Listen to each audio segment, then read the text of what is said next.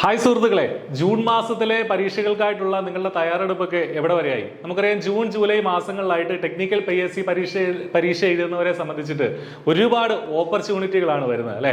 പ്രത്യേകിച്ചും civil engineering, mechanical engineering background ഉള്ള diploma മുതൽ യോഗ്യതയുള്ള ഉദ്യോഗാർത്ഥികളെ സംബന്ധിച്ച് പറയുകയാണെങ്കിൽ വർക്ക്ഷോപ്പ് ഇൻസ്ട്രക്ടർ പരീക്ഷകളും അതുകൂടാതെ അസിസ്റ്റന്റ് എഞ്ചിനീയർ പരീക്ഷകളും വരുന്നുണ്ട്. സോ ഇനി ഒരു മാസം മാത്രമേ, ഒരു മാസം തികച്ചില്ല നമ്മുടെ മുന്നിൽ. അപ്പൊ ഈ ദിവസങ്ങൾ കൃത്യമായിട്ട് എങ്ങനെ വിനിയോഗിക്കാം എന്നുള്ളതാണ് ഞാൻ ഈ വീഡിയോയിലൂടെ ഒന്ന് പറയാനായിട്ട് ശ്രമിക്കുന്നത്. ഈ ദിവസങ്ങൾ, ഇനിയുള്ള കുറച്ച് നമുക്കൊരു 30 ദിവസത്തിൽ താഴെയുള്ള 20-30 ദിവസങ്ങൾ കൃത്യമായ ഒരു ഷെഡ്യൂൾ തയ്യാറാക്കി തന്നെ നിങ്ങൾ പഠിക്കുക. അതിന് ഇത്ര മണിക്കൂർ, ഒരു ദിവസം ഇത്ര മണിക്കൂർ അതിനുവേണ്ടി തന്നെ മാറ്റിവെക്കും എന്ന് തീരുമാനിച്ച് ഉറപ്പിച്ച് തന്നെ പഠിക്കുക. 5-6 മണിക്കൂറൊക്കെ എല്ലാ ദിവസവും നമ്മൾ പഠിക്കേണ്ടതായിട്ടുണ്ട്. ഇനിയുള്ള ദിവസങ്ങളിൽ എന്തെങ്കിലുമൊക്കെ ജോലി ചെയ്യുന്നവരാണെങ്കിലും കുറച്ചുകൂടി നേരത്തെ എഴുന്നേൽക്കുക, കുറച്ചുകൂടി വൈകി കിടക്കുക. അങ്ങനെയുള്ള ഒന്നുകിൽ രാവിലെയോ അല്ലെങ്കിൽ വൈകിട്ടോ അല്ലെങ്കിൽ 2 സമയത്തുമായിട്ടോ ഒക്കെ ഈ സമയം കണ്ടെത്തി കൃത്യമായ ഷെഡ്യൂൾ ഇനി നിങ്ങൾ തന്നെ പ്രിപ്പയർ ചെയ്യേണ്ടിയിരിക്കുന്നു. കാരണം PSC വളരെ വിശദമായിട്ടുള്ള സിലബസ് പബ്ലിഷ് ചെയ്തിട്ടുണ്ട്. അപ്പോൾ അതനുസരിച്ച് തന്നെ ഒരു ഷെഡ്യൂൾ ഇനിയുള്ള ദിവസങ്ങളിൽ എങ്ങനെ ഇത് പഠിച്ചു തീർക്കാം, നിങ്ങൾ പഠിച്ചിട്ടുണ്ടാകും, പഠിച്ച് മുന്നോട്ട് പൊക്കോണ്ടിരിക്കുകയാകും. അതിൻ്റെ കൂടെ തന്നെ ഇത് ഒന്നുകൂടി എങ്ങനെ പഠനം കൂടുതൽ എഫക്റ്റീവ് ആക്കാമെന്നുള്ള രീതിയിൽ ഒരു ഷെഡ്യൂൾ നിങ്ങൾ പ്രിപ്പയർ ചെയ്യുക. അതുകൂടാതെ ടെസ്റ്റുകൾ കൂടെ, മോക്ക് ടെസ്റ്റുകൾ ഉൾപ്പെടെ ഓരോ വിഷയങ്ങളിൽ നിന്നും വന്നിട്ടുള്ള, ഓരോ ഭാഗങ്ങളിൽ നിന്നും വന്നിട്ടുള്ള ചോദ്യങ്ങൾ, PSC മുൻകാലങ്ങളിൽ ചോദിച്ചിട്ടുള്ള ചോദ്യങ്ങൾ കൂടെ ചെയ്ത് പരിശീലിക്കാനായിട്ടും കൂടുതൽ സമയം കൊടുക്കുക. അപ്പൊ ഇനിയുള്ള ദിവസങ്ങളിൽ ചെയ്യേണ്ടത് ഈ ഷെഡ്യൂൾ തയ്യാറാക്കുക. ആ ഷെഡ്യൂളിനുള്ളിൽ കൂടുതൽ ചോദ്യങ്ങൾ ചെയ്യാനുള്ള അതിനുള്ള സമയം കൊടുക്കുക, അതിനുള്ള ഷെഡ്യൂൾ തയ്യാറാക്കുക.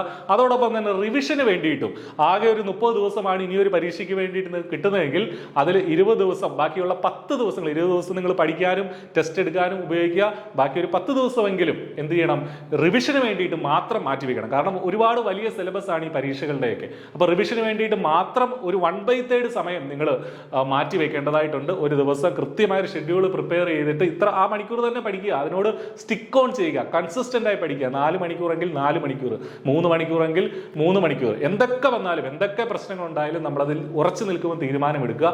അതോടൊപ്പം തന്നെ പറഞ്ഞുകൊള്ളട്ടെ, iPlusന്റെ ഈ കോഴ്സുകളിൽ നിങ്ങൾക്ക് വളരെ അഫോർഡബിൾ ആയിട്ടുള്ള ഒരു ഫീസിൽ ഇപ്പോൾ നിങ്ങൾക്ക് എൻറോൾ ചെയ്യാനായിട്ട് സാധിക്കും.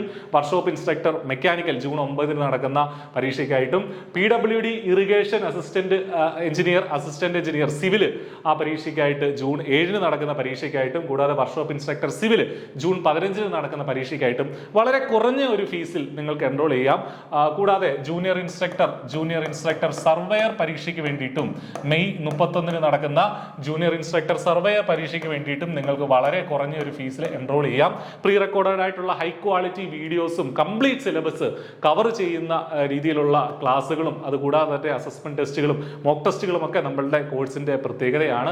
നിങ്ങൾക്ക് കോഴ്സിൽ എൻറോൾ ചെയ്യാനായിട്ട് ഈ വീഡിയോടൊപ്പമുള്ള ഡിസ്ക്രിപ്ഷനിലെ ആ ലിങ്കുകളിൽ ക്ലിക്ക് ചെയ്ത് അവിടെ നിന്ന് നിങ്ങൾക്ക് കോഴ്സിൽ എൻറോൾ ചെയ്യാം. അല്ലെങ്കിൽ ആ നമ്പറുകളിൽ വിളിച്ചാൽ നിങ്ങൾക്ക് ഡൗട്ട്സ് ക്ലിയർ ചെയ്യുകയും ചെയ്യാം. സോ എല്ലാവർക്കും നന്നായി പഠിക്കാൻ ഈ ഒരു കാലഘട്ടം, ഈ ഒരു 20-30 ദിവസം കൃത്യമായി വിനിയോഗിക്കാം. കാരണം ഈ ദിവസങ്ങളാണ് നിങ്ങളുടെ കരിയറിനെ തീരുമാനിക്കുന്നത്. അത് കൃത്യമായി വിനിയോഗിച്ച് ഈ അവസരം PSC ഒരു സർക്കാർ ജോലി നേടാനുള്ള ഈ ഒരു ഗോൾഡൻ ഓപ്പർച്യൂണിറ്റി നിങ്ങൾക്ക് ലഭിക്കട്ടെ, അത് ടാപ്പ് ചെയ്യാനായിട്ട് നിങ്ങൾക്ക് സാധിക്കട്ടെ എന്ന് ആശംസിക്കുകയാണ്. എല്ലാവർക്കും നന്നായി പഠിച്ച് നല്ല സർക്കാർ ജോലി നേടാൻ സാധിക്കട്ടെ എന്ന് ഒരിക്കൽ കൂടി ആശംസിച്ചുകൊണ്ട് ഞാൻ എൻ്റെ വാക്കുകൾ നിർത്തുന്നു. Thank you.